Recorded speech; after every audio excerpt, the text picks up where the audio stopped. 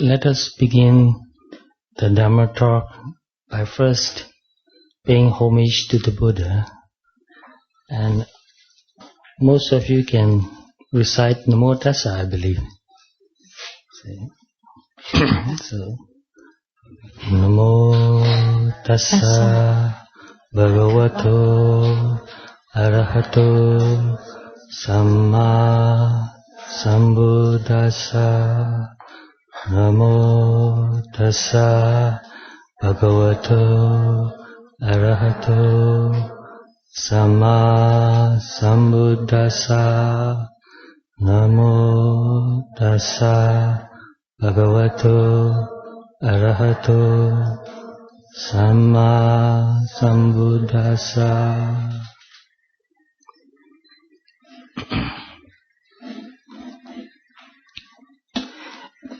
I believe most of you have already read the book Snow in the Summer, right?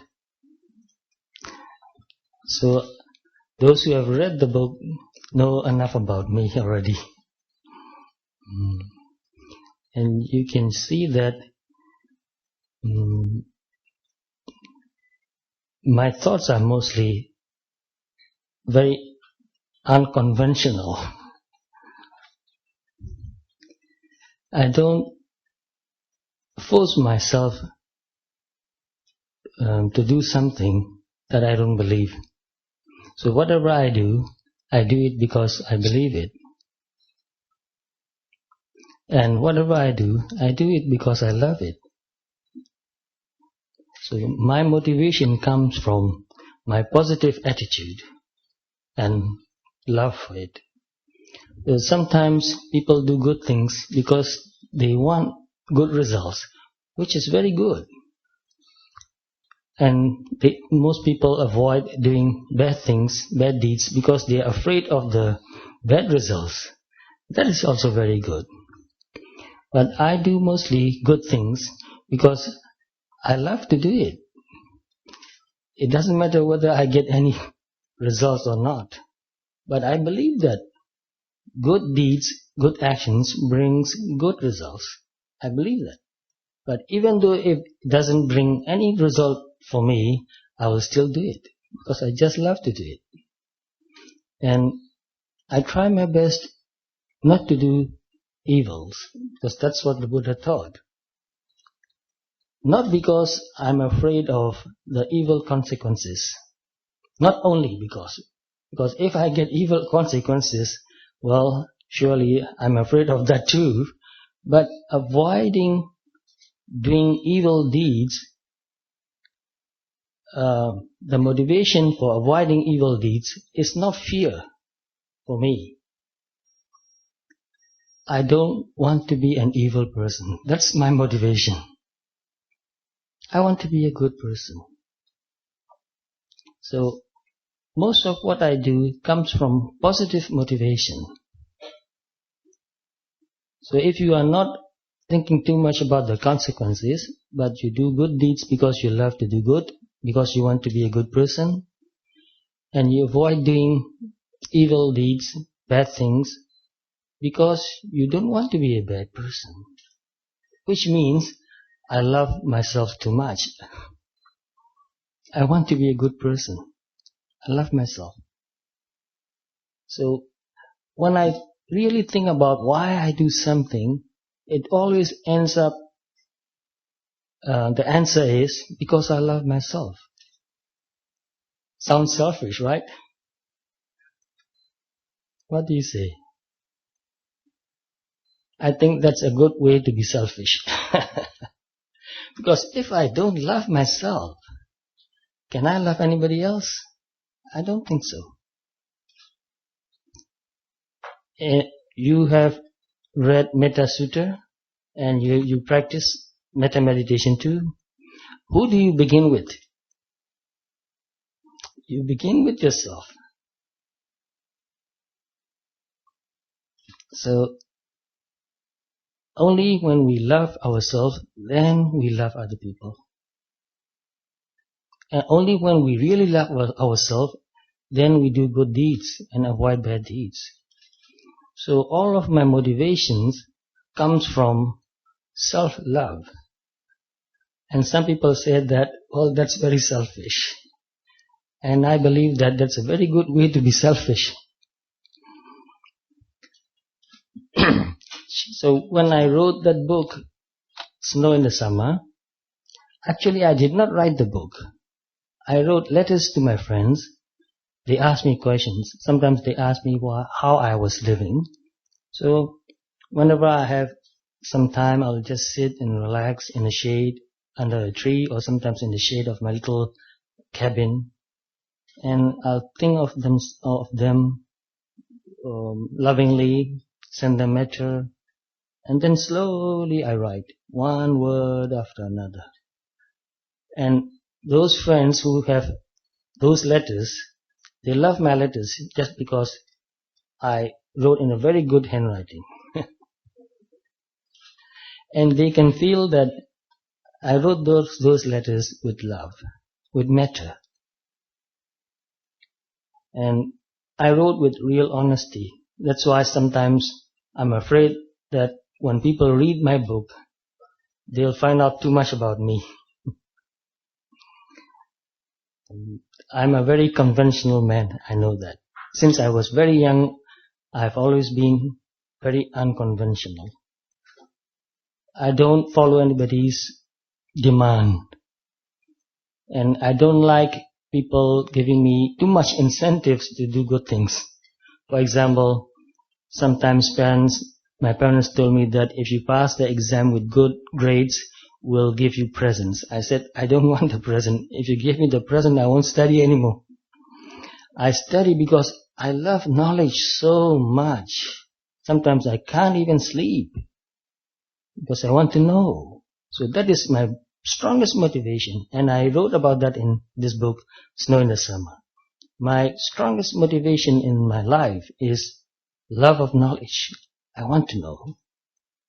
And I really want to test whether something is true or not.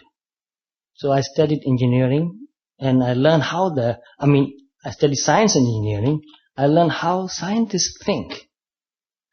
I don't try to remember their theories and formulas only, but I try to find out how scientists think. I think that's what students need to learn. How to think like a scientist. That is education, not remembering all the formulas and theories. So since I was very young, I questioned everything and everybody. Sometimes my parents and my teachers got very upset because I questioned too much. I asked too many questions and they could not answer the questions. So this DMG books, I have already published one of my books, but actually one book in 2 languages, in English and also in Thai translation. And we are planning to publish another book. I want to call it My Mind is My Friend. And I'm going to give you the gist of the idea of that book. And this is also an unconventional idea, because I am more interested in unconventional ideas, I think. I like to read books. Since I was about 10 years, I started reading books from the libraries. And because I read books from the libraries, I get to read all kinds of books. And I was exposed to many different kinds of ideas in religions and philosophies and psychology, history, culture. Very interesting. I was stimulated by many different ideas. And because I read so many books, many times I have very conflicting ideas in my mind. I cannot decide which one is good or which one is bad, which is right or which is wrong.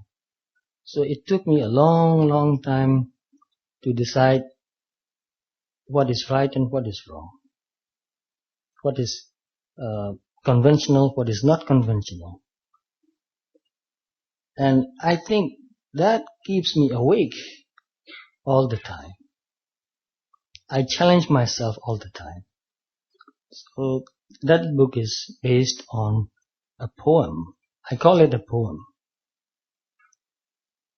It was written by a Japanese samurai Very unconventional. How can a samurai write a Dharma poem? You may ask. But please be patient. You can find different versions of the same poem if you search in the internet. This is the simplest version, and I like it very much because it is very simple. Because it is written as a poem, it uses many metaphors and images. And poems have very few words, but the meaning is very deep. You need to take a long time. You need to read it again and again and mold over into your mind and leave it for a while and then read it again and think about it again.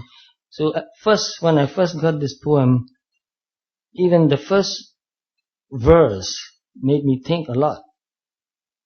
And many times I thought, I don't like it. But it is very strange. When you don't like something, it's very hard to forget it. For me at least, it is true. I keep thinking about the same poem and then I will pick up again. I pick up again and read it again. And I got more interested. So after I've read that poem many times and thought about it for a long, long time, I was so excited of the meaning that I wanted to talk about it. So I talk about this poem many, many times already. Are you interested now already? It's very thought-provoking. I'll read you the first line. The first line is, I have no parents. No parents. Impossible. That's why it is very interesting. Now I'm going to read the second line. The first line is, I have no parents. The second line is, I make the heavens and earth my parents. I make the heavens and earth my parents. What does that mean? I have no parents. I make the heavens and earth my parents. So now you have heard the poem, the first verse. Can you forget it? No. That's how it is powerful. That's a very powerful poem because you cannot forget it. You may like it or you may not like it, but you will not forget it. So what does heavens and earth means? Heavens and earth means the whole universe.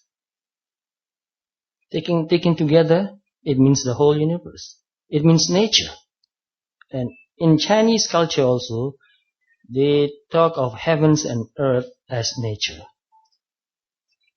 So heavens and earth created everything. So when I thought about it, I thought, well, heavens and earth, it's the whole universe. It's nature. So nature has given birth to us. Is that wrong or right? It's right. The whole universe gave birth to me. Not only my parents. My parents themselves cannot do that. My parents are themselves children of the whole universe. The whole universe and nature, and I kept thinking about it. In Burmese, we have a saying that, I will say that in Burmese language. Kanda Ami, Kanda Apa. Ami means mother. Apa means father. Kana means karma. Karma means deeds. Your thoughts, what you think, what you say, and what you do, all that is karma. All your deeds are your father. Only your deeds are your father. And all your deeds are your mother. So we are children of our own karma. Oh, very interesting. So to get this life, of course our parents contributed their part, but our parents are not the sufficient cause. The main cause for us to be a human being here is our own karma. So my karma is my parents. Isn't that true? In a way? In a deeper meaning? Yeah. So we must be very careful of karma. We are still creating ourselves. I feel it that way very much. Whatever I think, create myself, change myself. So I'm creating myself, I'm changing myself all the time by what I think, what I say, and what I do.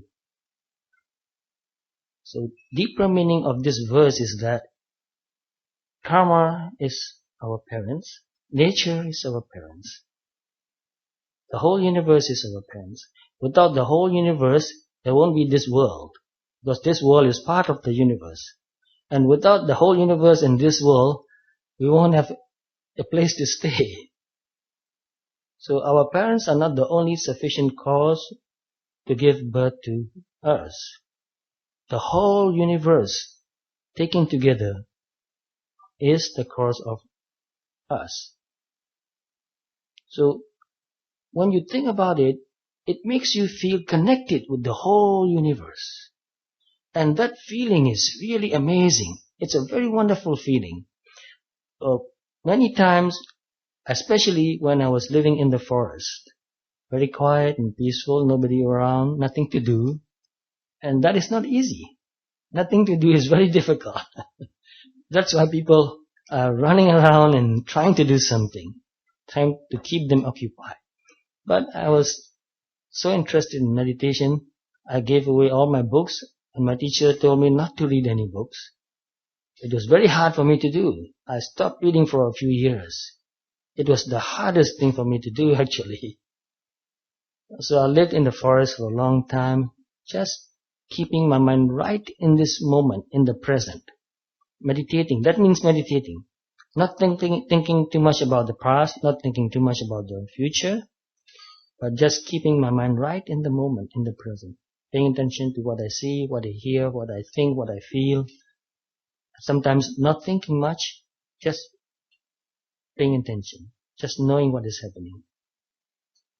So the mind becomes almost empty and calm. Empty doesn't mean it has no content. Empty of thought only, but it was very calm and quiet and peaceful.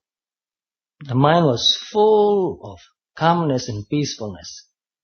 And I felt very free too. Because when you don't think too much, you feel free. It's the thought that makes you bound. So once you stop thinking, you can feel that your mind expands. It becomes free. So sometimes I was doing walking meditation in the forest, and the night was moonlit night with a lot of stars, very clear sky. And my mind was very calm. I was meditating while walking. And when you get right in the middle, right in the moment, you even forget about yourself. You are not thinking about yourself anymore. And then suddenly I felt like I'm connected with the whole universe. I was not living on the world, I was living in the universe. I felt connected with even trees and birds and animals, everybody, all the stars and the moon also. So that feeling was a very powerful experience in my life, to feel connected with the whole universe. These days, people become more and more isolated. They don't feel connected. Not even with their family members. Some people I know, they don't feel connected even with their family members. They don't feel it anymore. They feel so isolated and alone. They feel very, very lonely. But when you get into this feeling of connected with the whole universe, you don't feel lonely anymore. So I was living in the forest alone, with nothing, no possession, nobody to talk with, not even a book to read. But I did not feel lonely. I found out something very powerful and meaningful to me. I never feel lonely anymore. So once you feel connected with everything and everybody, your loneliness disappears. So then I remember that loneliness doesn't mean there's nobody around you. Loneliness means you don't feel connected. You may be alone, far away, with nobody to talk to, but if you feel connected, you don't feel lonely. So to overcome loneliness, most people just go around and look for somebody to be with. They get attached to somebody, they want to hold on to the person, stay with me, don't go away, don't leave me. Even when they leave for a few hours or for a few days, they become very agitated and restless and feel very lonely. They will call on the phone, "Where are you? When are you coming? I feel so lonely." So remember, why are people feeling so lonely these days? The more people there are, the more lonely they feel. So how can you overcome loneliness? First, learn to meditate, to live in the moment. By living like that, your mind becomes calm and peaceful and quiet and strong, very strong. Mindfulness makes you very strong. You will develop inner strength. So the first verse, I have no parents, I make the heavens and earth my parents, is very deep and profound the more you think about it. And another one, I have no home. I believe everybody, all of you, everybody has a home. At least a roof and walls and a floor. That's a home at least. It may be a big one or it may be a small one, but there's a place where you belong, where you stay. But here, the poet is saying, I have no home. How do you understand that? And the second line, I make mindfulness my home. That is the profoundest part. I make mindfulness my home. So the poet was not talking about the physical home. The poet was talking about mental home, a home for your mind. You may have a big house physically, but mentally you may be homeless. I have seen many people, homeless people. I was in Calcutta in January and February. In India, actually, I visited many places. I saw many people living on the roadsides, on the sidewalks, homeless people. I was very sad to see those people. It must feel really terrible not to have a home, a physical home, where you can be safe. You can close the door, and you can say, nobody allowed inside. This is my place. But these people living on the roadside, on the sidewalks, they have no home. They cannot close the door. How terrible that must feel. So I feel very sad for these people. We need a home. We need to feel that we belong somewhere. But here, this poor poet said, I have no home. I make mindfulness my home. So from the first time I read this verse, I felt so happy. I said, oh, this is so true. This is so true. Mindfulness is my home. If you are not mindful, what happens to your mind? Your mind just wanders around and around, running around, no place to rest. But when you are mindful, you can really feel it. It's not just a metaphor. Just practice mindfulness. Pay attention to your body and mind. And you know what you're feeling, you know what you're thinking. At one point, if you keep practicing for a long time, really diligently, systematically, one point you'll come to the point where you know that you know. First, you know that you are seeing. You know that you are hearing. You know that you are talking. You know that you are moving your hands. But one point you come to see that you are thinking. And then thinking stops. Then you know that there's no thought. The mind is just quiet, very calm.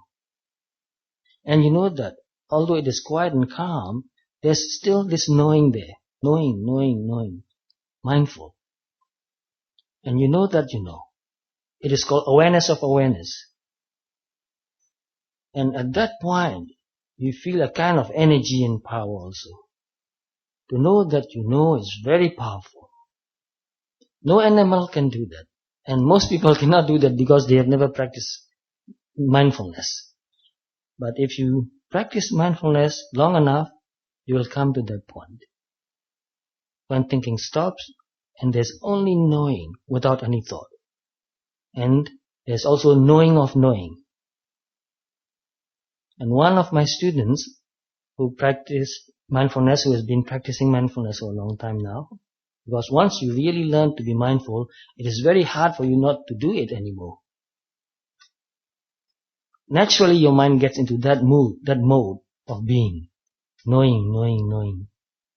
So that person at that time was quite young. I believe she was about 18 or 19, quite young. But she started meditating since she was 16.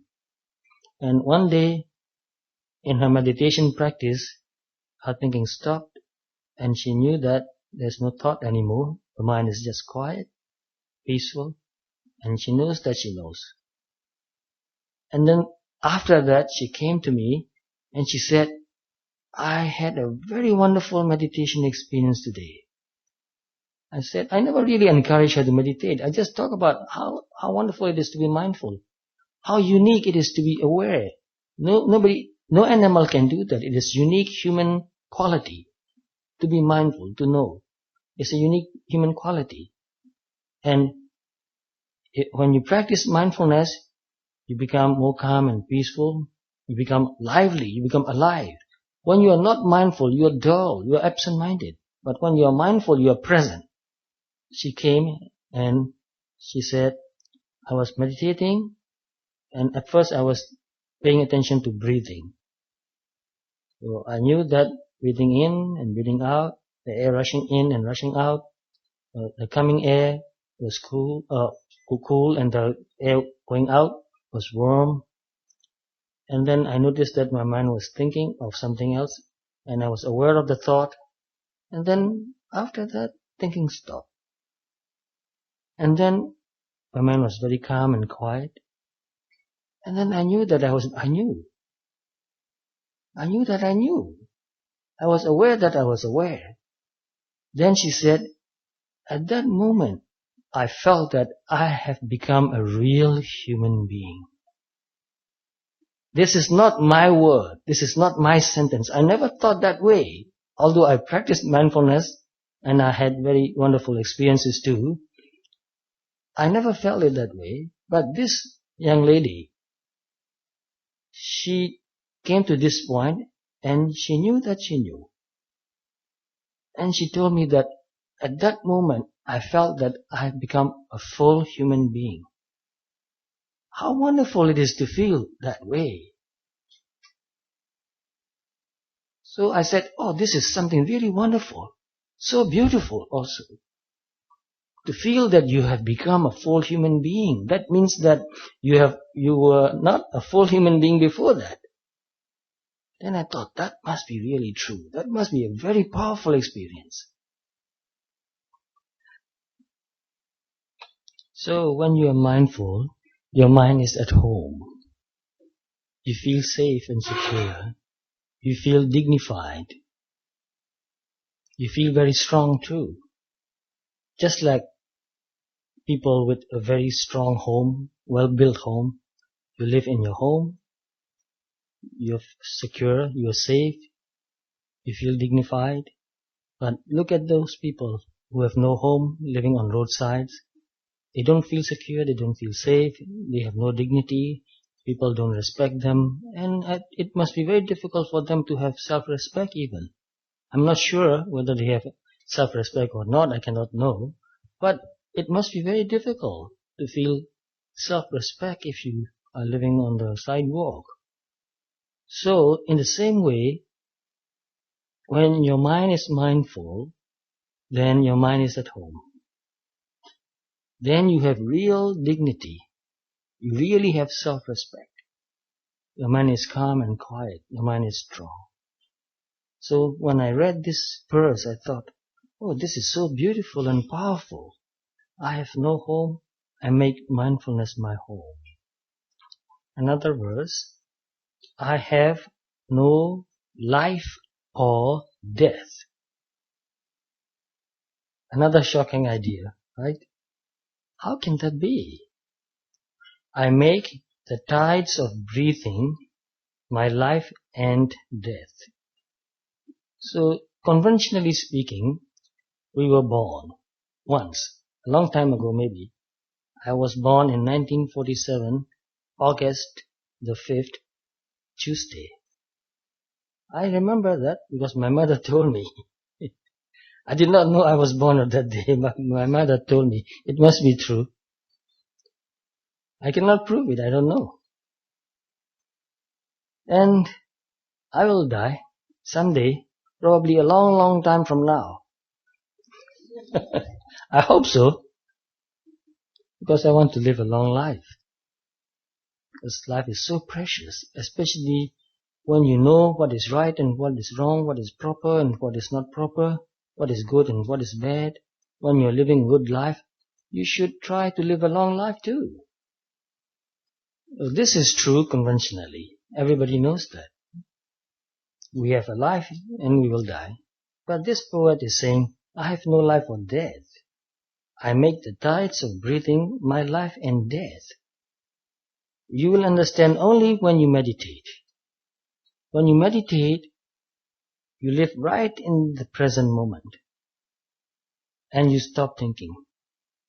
When you are really mindful, you are not thinking anymore. Because you can only think about the past or the future. You can never think about the present. The present is so short that there's no time to think about it. The moment you think about it, you're already thinking about the past. It is impossible to think about the present. And when you meditate, you pay attention to whatever is happening right in this moment. For example, you pay attention to breathing. First you think that you're breathing in. You think that you know the whole thing from the beginning to the end. And you breathe out. You know that you feel that you know a big breath, a whole breath.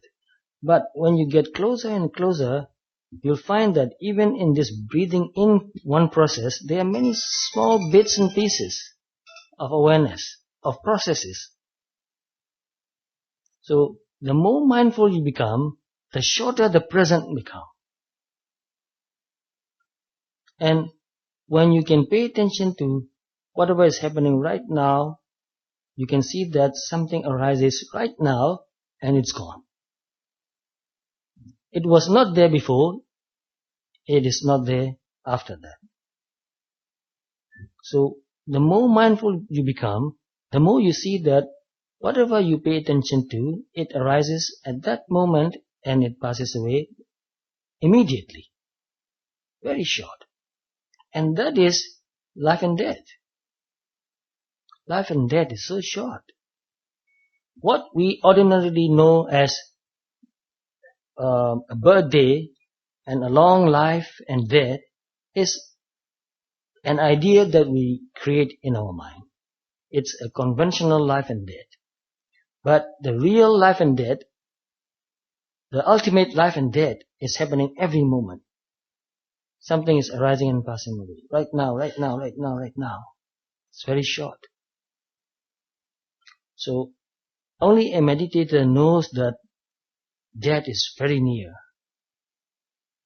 Most people think that, oh, I'm so healthy, I can live a long, long life. Probably, you can predict that.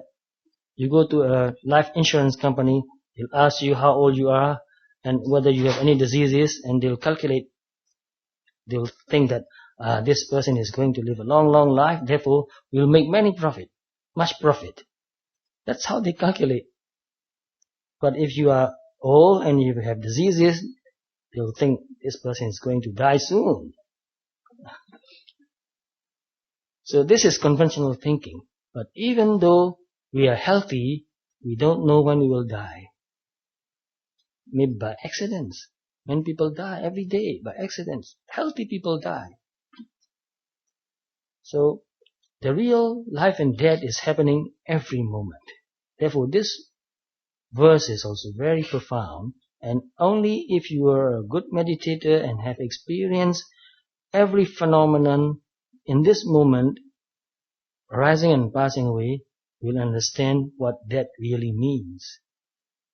What life really means too, in the same way. And another verse, because there are many other verses, I think I don't have that much time. I have no divine power. So People want power. Many different kinds of power there. And even meditators, sometimes they want psychic power. But this poet is saying that I have no divine power, no supernatural power. I make honesty my divine power. How beautiful. I like this verse also very much. As you know, those who have read this book, Snow in the Summer, you know that even when I was a young boy, I was very unconventional and very rebellious. I did not believe in any religion. Even when I had to fill the form for the question, your religion, I said, no religion yet. How can I decide what is right and what is wrong? I don't know what to believe. I don't know whether this is true or not. So I lived for many, many years without saying that I'm Buddhist or whatever. But I thought, how can I live as a good human being? Whether I believe in this religion or that religion or not, at least I want to be a good human being, a decent human being. How can I do that? I don't want to be a bad person. I don't want to be an evil person. I want to live a good life with many friends. I want to be happy. How can I live a good life with many friends? How can I be happy? It's a very important question. That's where I begin. That's my beginning point, starting point. So I want to be happy. I want to have many friends. I want to live a good life. I want to be loved. I want to be respected. I want all that. What about you? All of you want that? Yes. How can you get that? If you want to have many friends, how can you get real good friends? By being a good person. At least. By being friendly. By being honest. By being fair and just. By being kind. By being generous. By being friendly. All the good qualities. So, can you have good friends without being honest? Can anybody trust you if you are not honest? If nobody trusts you, can you have real good friends? And if you have no friends, can you be happy? So these are the basic qualities, human qualities that we need, no matter what religion we believe in. Most of you must have heard that honesty is the best policy. But I don't like the word policy because policy means you are calculative. But anyway, this is true. The best way to have anything you want in life is to get it in an honest way. So when you are honest, even though some people don't believe you, you are not afraid of that. Let them find out. I have nothing to hide. So I feel it that way too. I have many friends since I was very young, and we still meet each other. And some people who don't know much about my childhood ask my friends about me, what kind of a person he was. Well, I like that. Go and ask them. I have nothing to hide. As a human being, I made some mistakes, some minor mistakes. But I did not harm anybody intentionally. I did not deceive people. I did not take advantage of anybody. I can say that. So this gave me a lot of energy, power. So I like this verse very much. I have no divine power. I make honesty my divine power. In Metta Sutta, All of you know Metta Sutta. Buddha talk about the qualities of a meditator. And one of the qualities is, in Pali, ujucha, suhujucha. You know that. Thank you very much.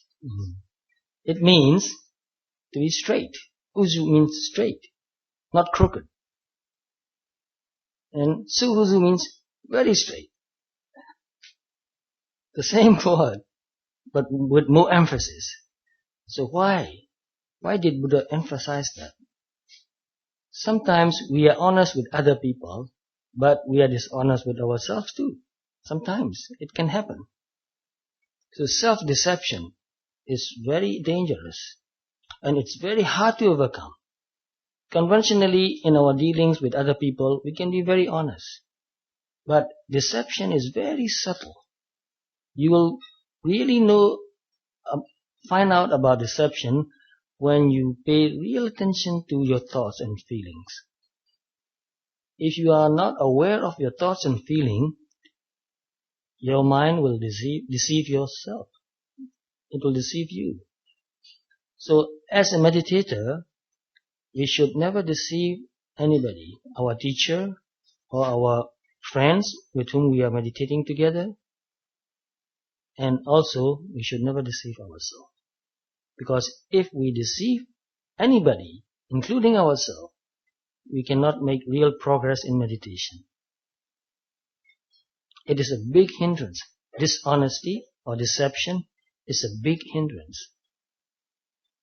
So when you really pay attention to your mind and see how the mind works, what you are thinking and feeling, when you are greedy, you know that I am greedy.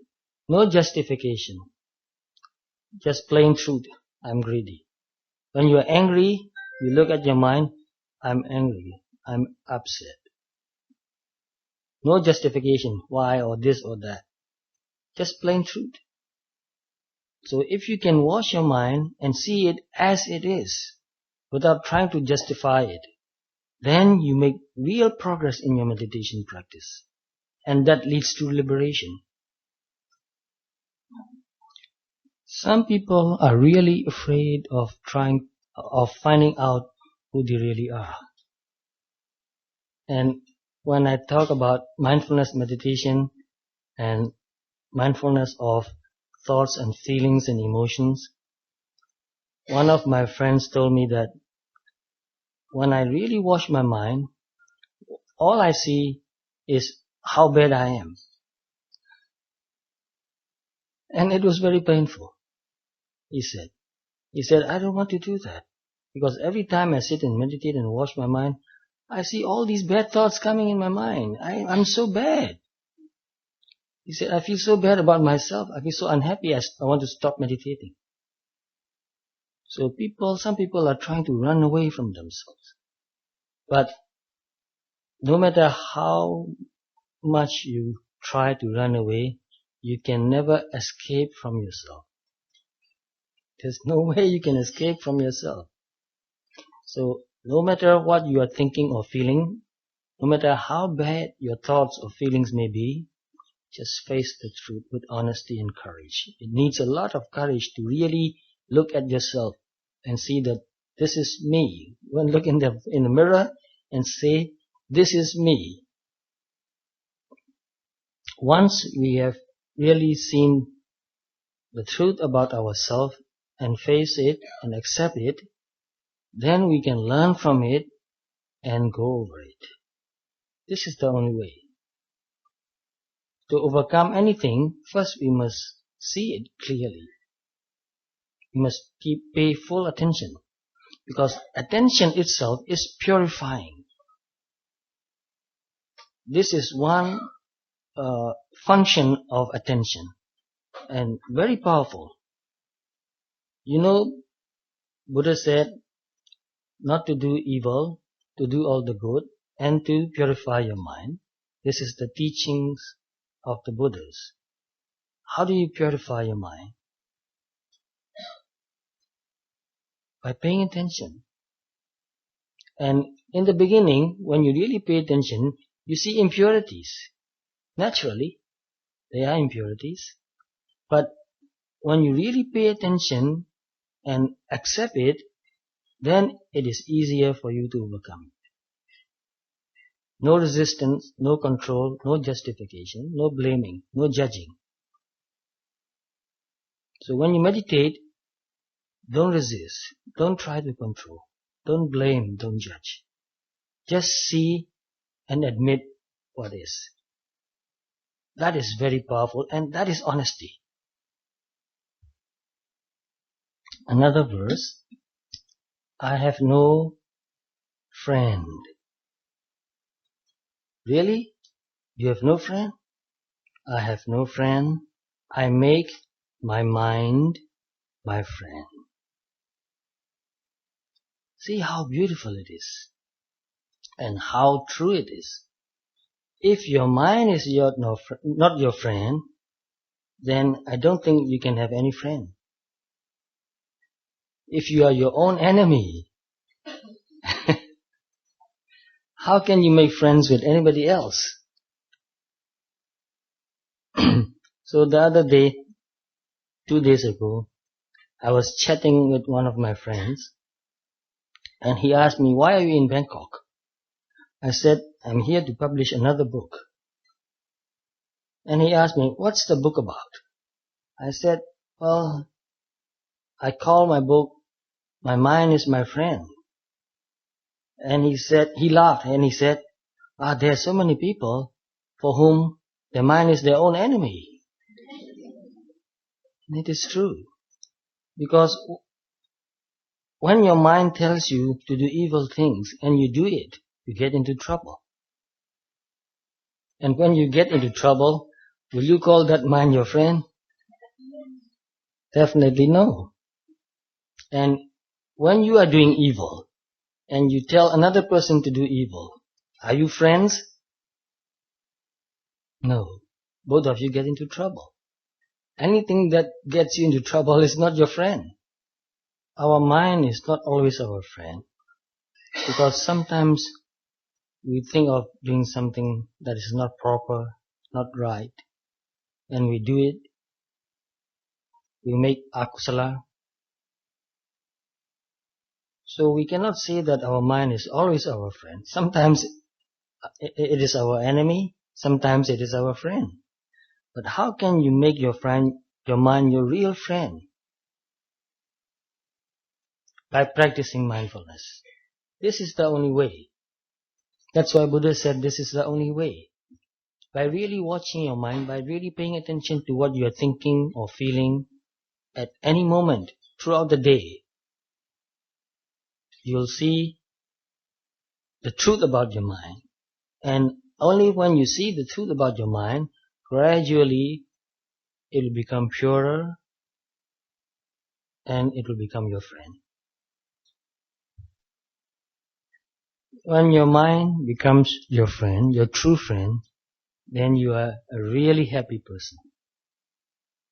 This is the only way to be happy. You may have other friends, but if your mind is not your friend, you cannot be really happy. Because actually, when you think about it, that which makes you really unhappy is your own mind. And that which brings you true happiness is your own mind. So, only when you meditate and pay attention to what you think throughout the day, it will become your friend. And another verse is connected to this verse. I have no enemy. Really? Even Buddha had, so-called enemies. He did not think of anybody as enemy, but there were a lot of people at the time of the Buddha who wanted to kill him and tried to kill him too. And I think most of you already know the stories. But that is external enemy. You can avoid them most of the time. You can run away, you can hide. But here, this poet is saying, I have no enemy. I make carelessness my enemy. And this word carelessness has many synonyms. Heedlessness is also one, which is the opposite of mindfulness. Forgetfulness is also another one. So heedlessness, forgetfulness, carelessness really degrades our life. It degrades our mind. And mindfulness, awareness, attention, it upgrades our mind, uplifts our mind.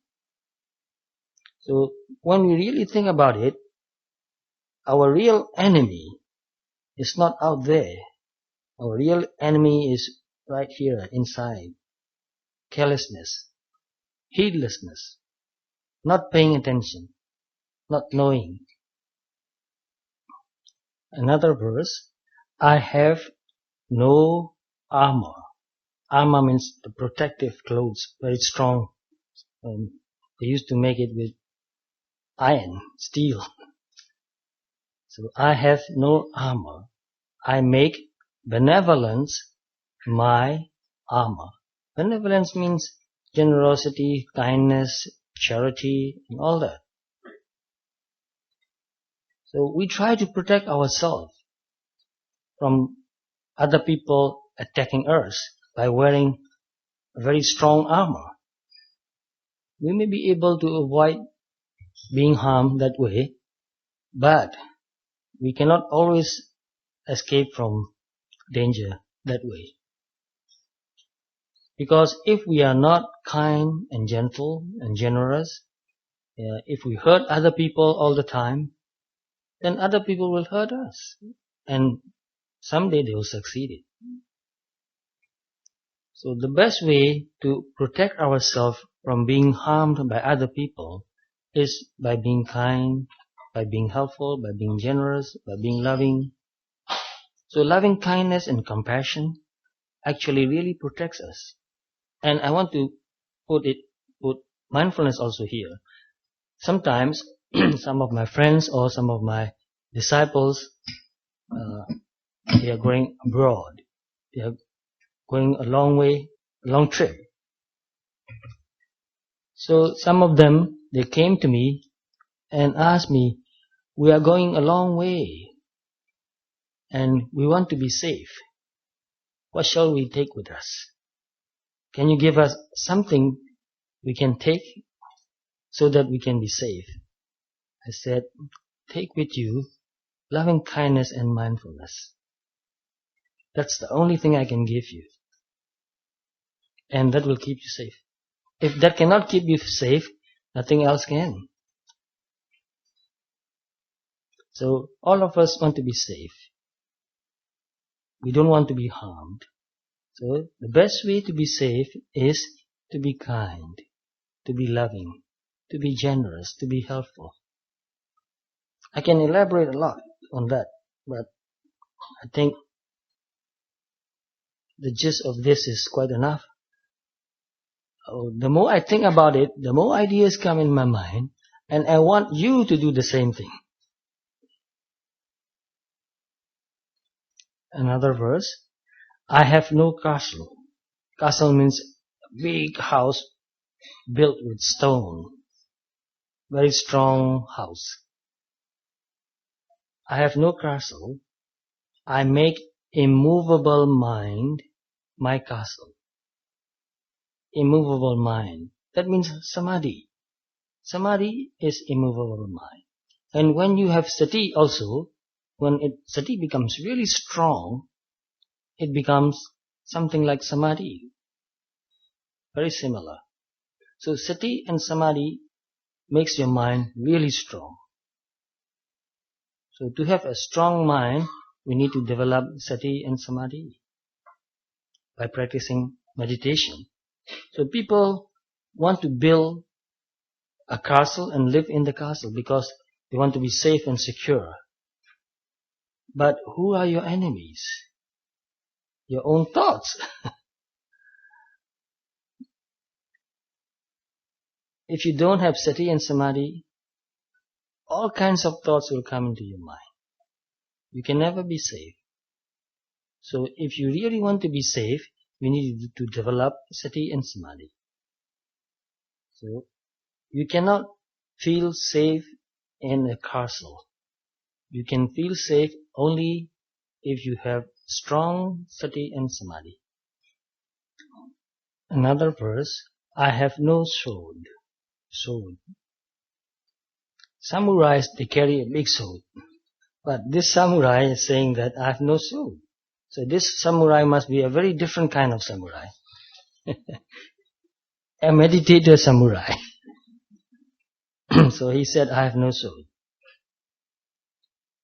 I make absence of self my sword. Absence of self. No atta. People carry swords because they want other people to be afraid of them. Or if another person come and attack them, they will use the sword to attack another person to protect themselves. But no matter how many swords you carry, no matter how much you protect yourself, you'll be attacked and someday they'll succeed and you'll be killed. So we can never feel safe as long as we have big ego. People carry sword and they feel that if they are carrying a sword or even a gun, they feel powerful. They feel protected. But as long as you have big ego, you're always afraid. And that makes me remember and think about something I read in the Pali literature. Wow, I must contradict myself now. Buddha said there are two persons who are not afraid of anything. One person is a person with big ego. You see, I've contradicted myself already. Another person is a person with no ego.